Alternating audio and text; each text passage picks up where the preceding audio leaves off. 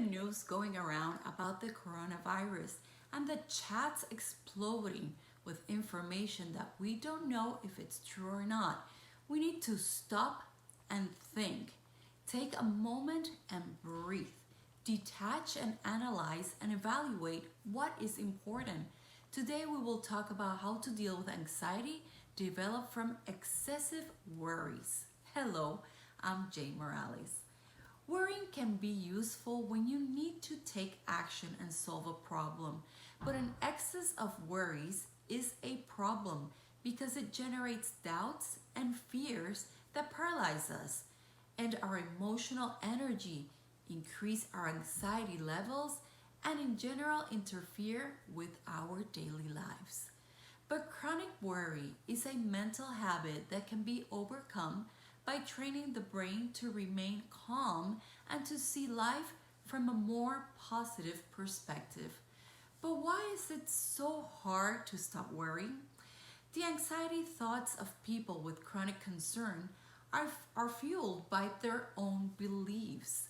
On the other hand, it is possible that the person thinks that this concern is harmful, that he or she will go crazy, it will affect their health, or will lose control over what worries them.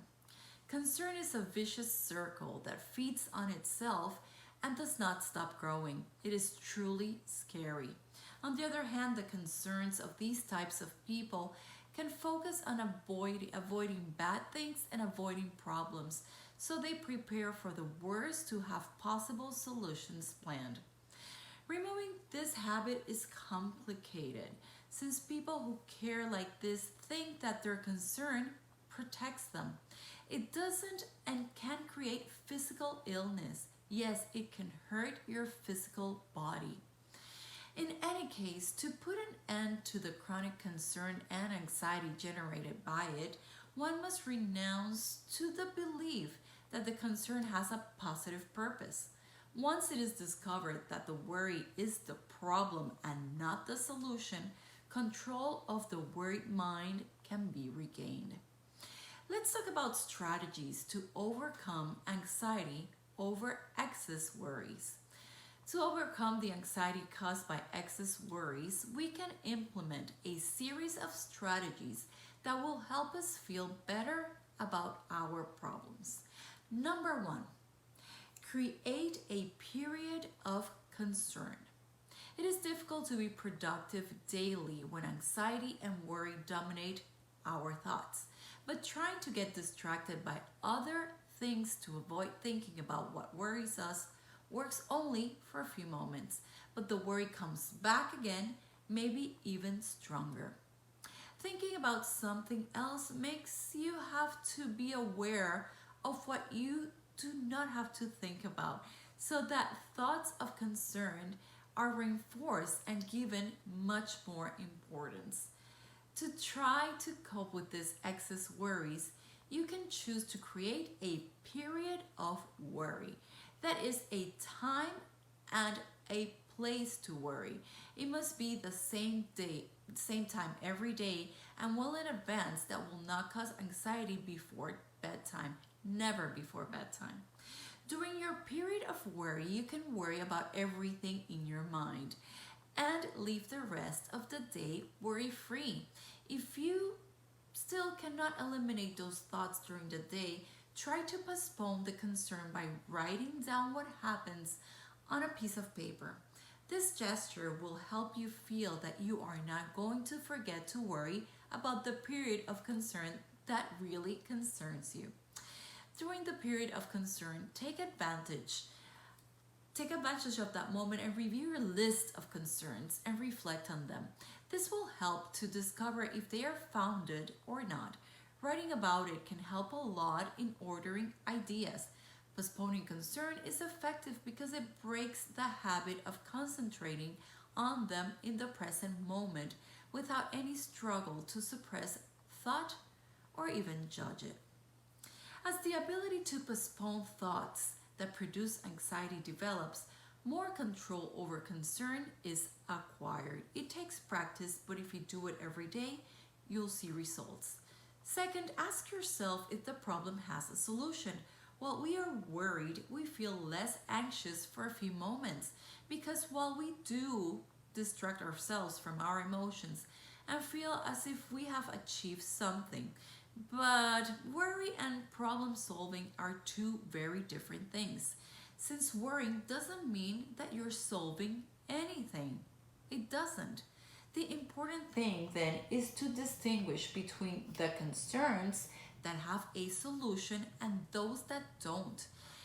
If what worries us has a solution, then let's think about how to solve it. And then we measure what we have to do to make it happen. This makes the concern productive and it brings us closer to a solution and frees us from tensions. But if the problem that worries us cannot be solved, we must learn to not obsess with it. Concerns like what would happen if are not usually justified. And if it can be really prevented, the concern must be to take action and listen clearly, not to think about the consequences. For example, if what worries us is to catch the coronavirus, look for a way to take measures to prevent and lead you to staying healthy as long as it's needed, instead of thinking about how to solve what might happen to you and your loved ones. Accept uncertainty. The inability to tolerate uncertainty plays a very important role in anxiety and worry. People with chronic concern cannot stand the doubt and unpredictability. Concern is seen by these people as a way to predict the future and avoid unpleasant and uncontrollable surprises. But this is not so, and it does not work that way.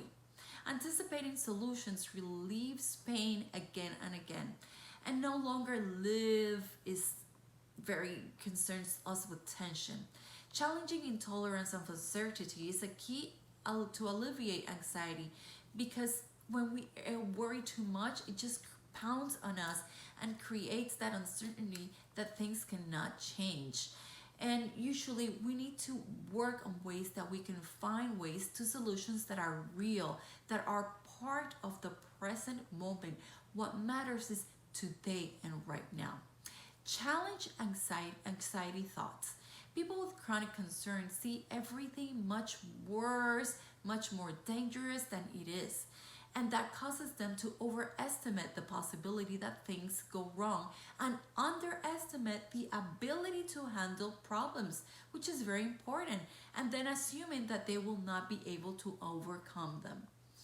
These rational pessimistic attitudes are known as cognitive distortions, which is very difficult to give up. But difficult doesn't mean impossible. With good training, you can get it. We must begin to identify the thought that generates concern in detail. And instead of treating the thought as real events, treat it as a hypothesis being tested. By examining and challenging concerns and fears, a more balanced perspective is developed. Challenge your thoughts. Be aware of how others affect us. Emotions are contagious, and those around us affect us as much as we can make it.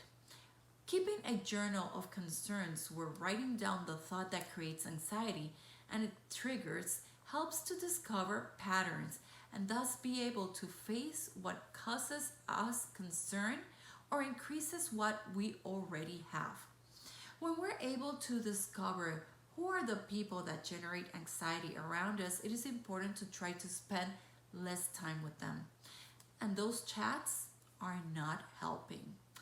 This is hard, but many people on many occasions, without evil, pour their problems onto us or intensify our fears with their attitude.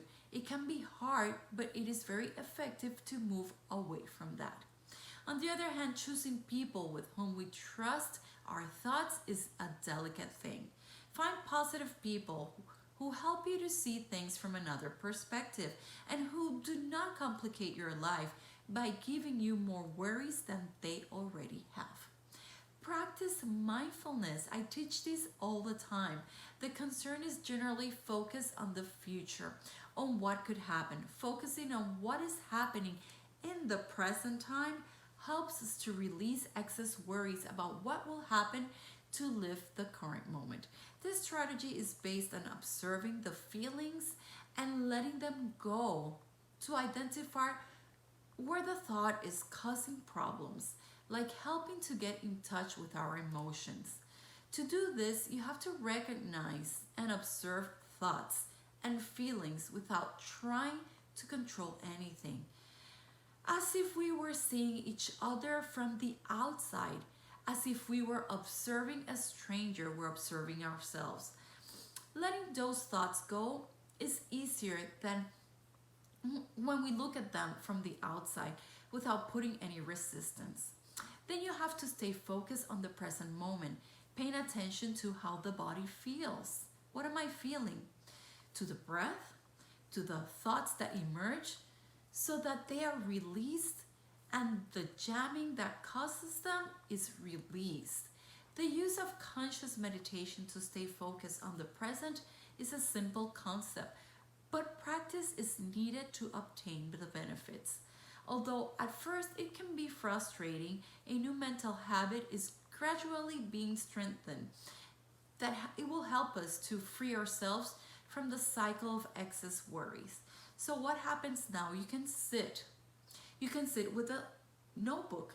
You just sit with your thoughts for a few moments. And also you can write down what you're feeling. Where in your body you're feeling it. Am I feeling it in my head? Is it causing headaches? In the pit of my stomach?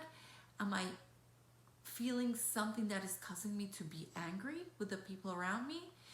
Put it all down on a piece of paper. Take the time to sit with yourself, to connect with those thoughts that are going through your mind and figuring out where they come from. Once you figure that out and you put it down on paper, now write a list of solutions for those problems. And that is creating the time to be worried, like I mentioned before. So when you separate that time, you go back to your feelings, you go back to those things that worry you, and then you go back to the solutions. The more you do that, the more you connect to the present moment. And it becomes a habit to try to stay in the present moment because you've already done the practice and you've already done the homework. Remember, a lot of the things that we worry about never end up being real. That's the most important thing that you have to keep in mind. Do the things that are important. Take care of yourself, wash your hands, stay away from crowded places, go out, continue to do things until any news come up that you really have to take a next step. So it's a step-by-step process. And also try to focus on the present. Try to watch those thoughts, sit down and practice. So the more you practice it, the more you'll be aware, the more you'll be getting in touch with those thoughts. If you have questions, please don't hesitate to send me an email at jane@jmorales.com or just send me a message and I am here for you to help you along the way. Remember, it starts from within.